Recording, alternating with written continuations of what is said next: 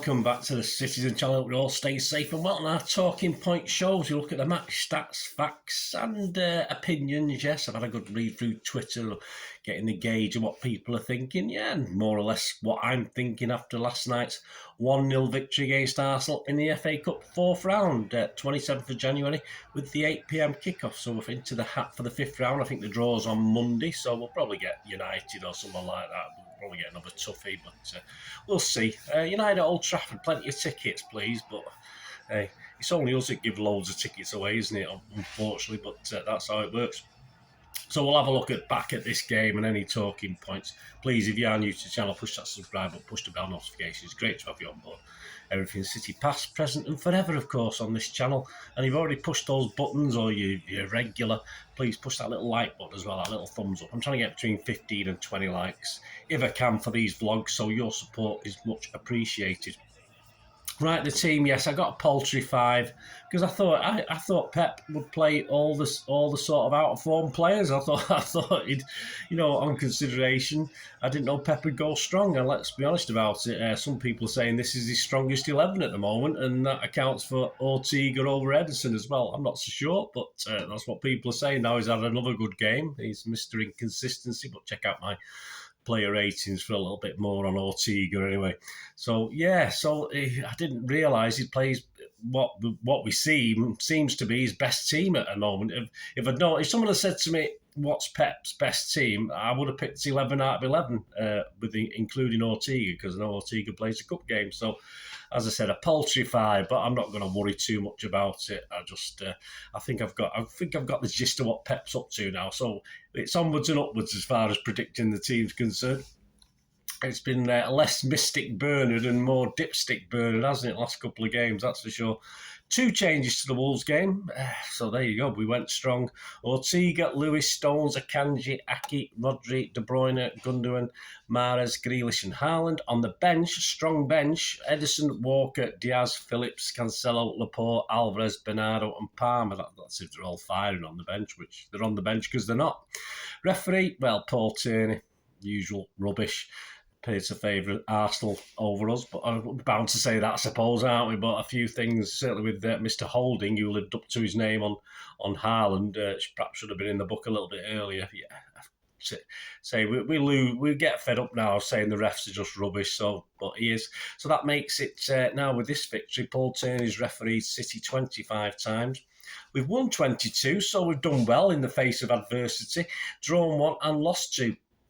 And he's now shown 32 yellow cards and still no reds, and just awarded the 6 penalties to City. No penalty last night. VAR, did it have to get involved? I don't think so. Mr. John Brooks had a nice, easy time of it, didn't he? Right, the match report, quick sum it up. 5 minutes, Ortega in action to stop a Tomiyasu shot. Tomiyasu heads clear in defence on the 9th minute as Haaland attempts an audacious, I think that's a good word for it, overhead kick after he and the keeper sort of came together. The ball looped into the air, but Haaland was not rewarded for his quick thinking, but it would have been spectacular if it gone in, but Tomiyasu was well placed to head clear. 15 minutes, Akanji blocks a Saka effort. 21 minutes, again Ortega called into action as Trossard tries to find the far corner. 25 minutes, only real apart from that overhead kick from Haaland, a curling KDB effort just goes wide. 33 minutes, Nikitia, as I call him, shoots wide. 45 plus 1, Stones down. Yet another injury for old glass legs, hamstring problem by the looks of it. We'll find out today. 45 plus 4, Laporte manages to come on for Stones. He did a pretty good job. Check my player ratings. 0-0 at half time. I would say Arsenal won that first half on points anyway. It's not a boxing match, so it doesn't count, does it? It doesn't count in football. You have to put the old ball in the onion bag. But yeah, they give us a little bit of the runaround for a lot of that first half. But as ever, City woke up a little bit for the second half. I don't know what it is about us in first halves. I don't know why we have a problem. 58 minutes, Walker and Alvarez came on for Mahrez and Lewis. 59 minutes, Vieira. Yes, Arsenal have got a Vieira playing. He's wide with an effort. 64 minutes, Alvarez smacked the post, and that's what we're lacking with other Alvarez will have a go. That's what I like about Alvarez. He doesn't care. He doesn't care. He's young, and it doesn't always work, of course. He doesn't, but a great long-range effort from him.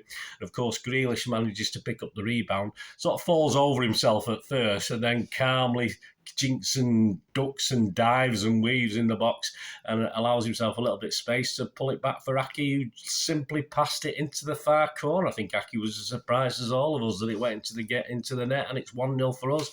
75 minutes, Silva came on for KDB. A good change. Silva certainly took more control of the ball and took time upsetting the Arsenal players more than perhaps KDB did in the 75 minutes he was on. 85 minutes, Vieira gets to the byline. Yeah, it looks as though he's through on goal, but Ortega and the defence managed to smuggle it clear before it can reach Nketiah in the box. 87, 89, yes, Mr. Ortega comes pouncing out of his 6-yard box to dive on a couple of balls. Good old-fashioned goalkeeping, that, when the ball's bouncing about the box. Get out of the way, I'm coming and getting it. Very brave. Well done, Ortega, as Arsenal were pressing for an equaliser, although it never looked as though it was going to come. 93 minutes, Gundo was booked for a foul on Xhaka, and I think Zinchenko was booked for a foul on Walker, wasn't it? And there's all something going on after the game, but I missed that. He looked a bit angry, Zinchenko, but then he was laughing the next minute. I'm totally confused. Perhaps you can help me out on that one. Man of the match, I don't think there's any doubt of that, was it? Had to be Aki, and my thanks to Squawker at Squawker. Some stats on Aki's game last night by the numbers: 100% tackle success, 91% pass accuracy, 33 passes, 6 times he won possession, 5 duels he won, 3 tackles he made, 2 clearances, 1 foul he won, 1 block, 1 shot, 1 goal, and he committed no fouls. We'll take that. We'll take that every day of the week. Well done, Nathan Aki. And dribble pass none as well. I really missed that. It was off the page, that one. Dribble pass none as well. So I'll take that for old Nathan. The match stats, yeah, not overly impressive for a big game, but I think both teams were sort of trying to what did I say? Feel each other up or feel each other out the other day on Bolt from the Blue. 8 shots from City, 3 on target, 5 from Arsenal, 2 on target, which Ortega obviously managed to get away to safety, although they could have got anywhere. Possession, 54% for City. It's okay against Arsenal. Passes, 494 against 418. Accuracy is the problem. It's one of our we get these sort of accuracy figures against the firing Liverpool team over the last few seasons, 84% because of the press, etc. And it was similar in this game. Arsenal's accuracy only 81%. Yeah, a few wasted balls, but that's how it is. Fouls 9 by us, 14 by them. 1 yellow card for us and 2 for them.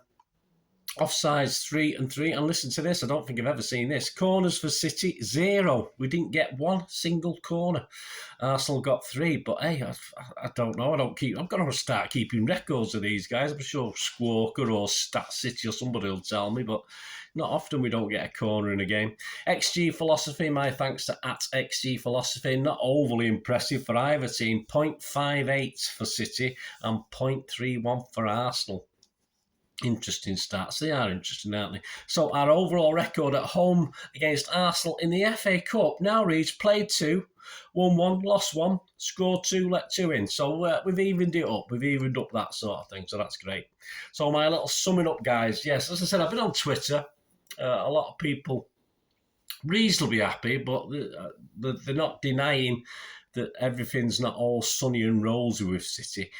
We had to win this, I think, with that. I did say before the match, Pep's picked his favoured 11. I'm not saying it will be the 11 if everyone's on form, because we know it wouldn't be. There's certain players on the bench who we know can perform a lot better or do a lot better than they have been doing recently. But at this point in time, you think of the front line of Haaland, Grealish and Mahrez, this is his favoured 11. This is all right. We can argue about Ortega and Edison until the cows come home. Some people are now got the old Ortega flags out again on Twitter, which is fair enough. But I'm sorry, Edison's his main man, and that's all there is to it. There's not a lot we can do about that at the moment. So yeah, we can argue about that. But this was allowing for the goalkeeper his go-to team at the moment. You know what Pep's like, he has go-to teams, and this is it at the moment. And yeah, they do decide to get going in the second half for some reason. But of course, this Arsenal team certainly wasn't the go-to team. There's at least 6, I thought it was 7 changes to the last 2 big games for them, which were Tottenham and United. And there was 6 or 7 changes to that team in this. So it was definitely a weakened Arsenal lineup. We had to win it, and we did win it, although it wasn't overly convincing. And the good thing about this was certain players who came on as substitute looked as though they were stepping into it pretty well as well. I mean, I was happy with Laporte, who played half a game, of course. Walker looked up for it when he came on. And Bernardo, I thought he played a great little role when he came on as well. All right, whether he's going or he's staying, we know we're going to get 100% from Bernardo, and we want more of this. So that was good. I enjoyed that. But some players on the pitch weren't quite at it. The game passed them by a little bit. Key players like Rodri and KDB never quite got the foot on the ball. Rico Lewis, as you'd expect against better opposition, struggled a little bit. No support from Mahrez, as you'd expect. Who was another one who had a poorish game.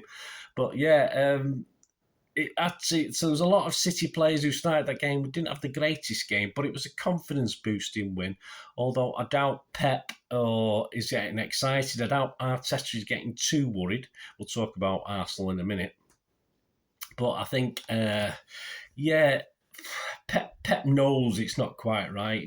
You commented about Arsenal's man marking last night, man-for-man system when they were defending and he sort of complimented on it because he was, that's what you've got to do as a manager. You've got to do something just a little bit different sometimes, and he was very complimentary. And I think for the battles to come, I think these key players that I mentioned, 3 of them there, still got a couple of gears to find, and we need them to find them very quickly as the games will be coming fast and furious once we get over the next couple of weeks. And of course, we've got to respond to that. I think tactically, I think we can change it a little bit when we play Arsenal again, but it's not all down to that, is it? We've got other teams to play. We've got other teams to beat. This title is not going to hinge on 2 games against Arsenal, either from our perspective or from Arsenal's perspective. But we know we can go up a gear or 2 certain players. Tactically, we can probably improve as well, get more out of Haaland, which seems a daft thing to say. But I think Arsenal, again, I'll talk about them in a sec. They also can go, based on that team last night, can go up a couple of gears as well. But of course, we will have to get Spurs and Villa out of the way first.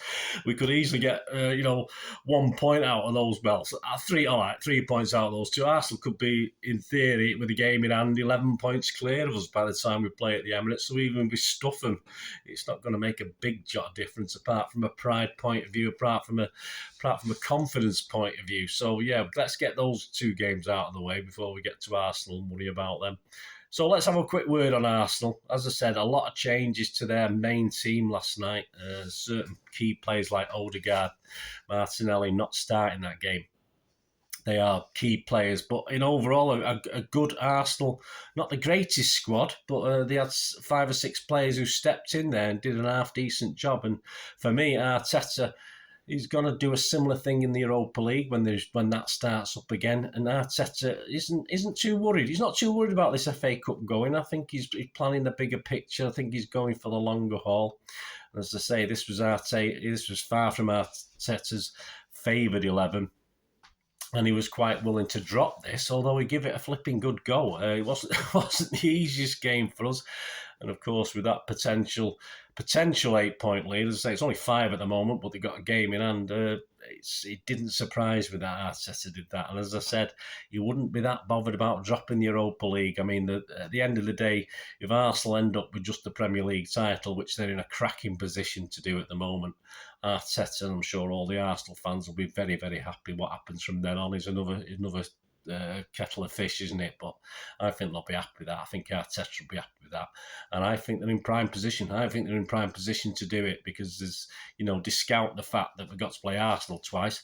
City have to play other teams as well, and unless some of our key players hit it, we're going to drop more points, which leaves the way open for a very energetic young Arsenal side to carry on and put this out of sight probably by mid-March, something like that, when we'll start saying, yeah, it's yours, guys. But still plenty of war to go under that bridge. But tactically, Arteta, I thought was excellent. He changed it up a little bit during the game. He moved it around a little bit. He surprised Pep, which is good. That's what you like to see.